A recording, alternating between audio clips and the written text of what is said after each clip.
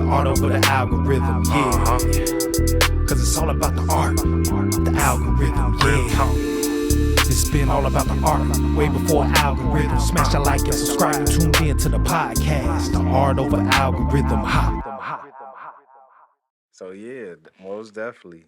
So yeah, we just getting this going. So just to open it up for the people, who may not know, just checking in for the first time, you know, let them know who you is, man. Boodah the Emcee, rapper from Inglewood, Chicago, Southside. I make a lot of positive propaganda type of music. Positive propaganda, huh? Okay. Uh-huh. That's a new one. It's inspirational slander. Okay. All right, I get it. So okay, so just getting into it. So where did the name Boodah the MC come from? Well, I've been MCing since I was a shorty. And Boodah is an extension of my childhood, my birth nickname. Like, I was given this name with my government name. It's an extension of my birth nickname, which is Shaboo. Shaboo. Shaboo. So I grew up Shaboo in the neighborhood.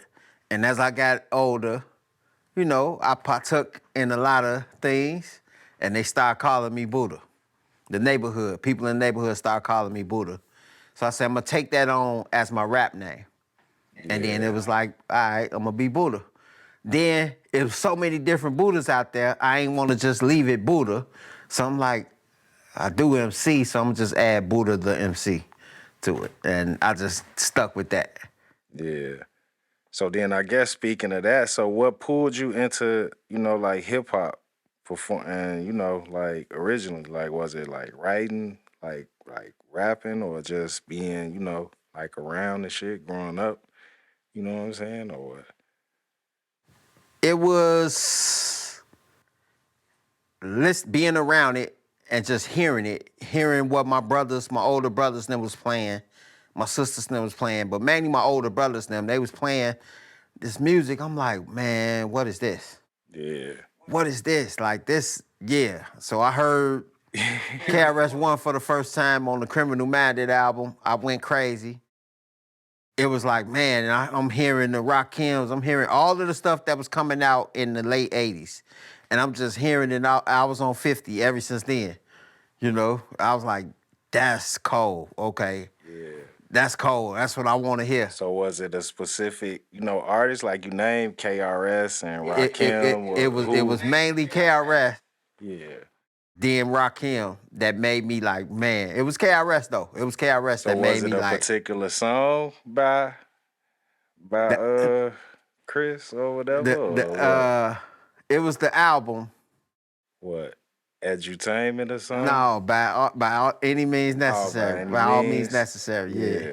It was that album. Okay. So I heard all of that, and that was actually the first cassette tape that I bought with my own money. Yeah. And I was probably about 10, 11 years old. I'm like, man, I went and bought that from the pool hall. A pool hall that I shouldn't have went to at that age. Yeah. But we was running around the neighborhood, and I came and bought that tape, and couldn't tell me nothing. That's the first one I bought with my own money.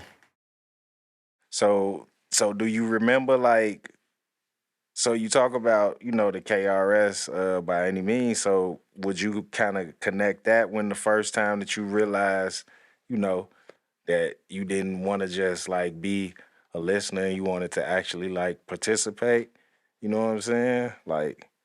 You know what? I heard that and it was like, man, I knew then. I said, I gotta be a part of this.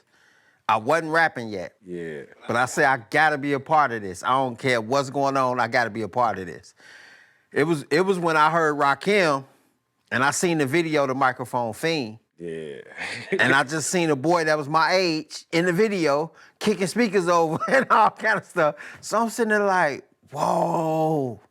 That was when some thoughts hit my head. I still wasn't rapping yet. So this just made you feel that you could be, I guess, a part of the culture, or like, you know what I'm Yep. saying? So Yep. so do you remember when you like first started rapping, or when you like thought you could rap, or It was what? shortly after that, cause I was about 8 years old, Yeah. and I called myself trying to write my first rap. Okay. It was super duper trash, but I called myself trying to write my first rap. Like, man, I could do this, and I did. Yeah.